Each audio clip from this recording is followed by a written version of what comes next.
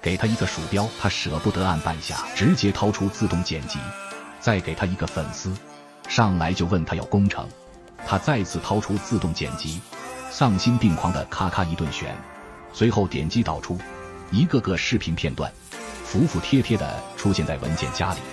普通人要问这个功能有什么用，他说：你网上找了很多视频，但有一些镜头呢你很想要，那么最普通的操作呢就是把这些镜头选出来，然后一个一个进行输出。那么用这个方法呢，就可以把你选出来的每一个镜头一键批量导出。专业一点的人又问，他又说：我想把这个还有这个拿到 AE 里去做点特效，我直接一键搞定。为什么这种功能现在才拿出来？我总得留一手吧。随后工程也打包完成，但他忘记把音效删掉。送，全部都送，老汉送惯了，不卖就发。如此大气，试问谁不知道？对此，美国5星上将麦克阿瑟表示道：一将功成万骨枯，2斤音效跑路乎？大型纪录片，音效去哪了？已经剧终。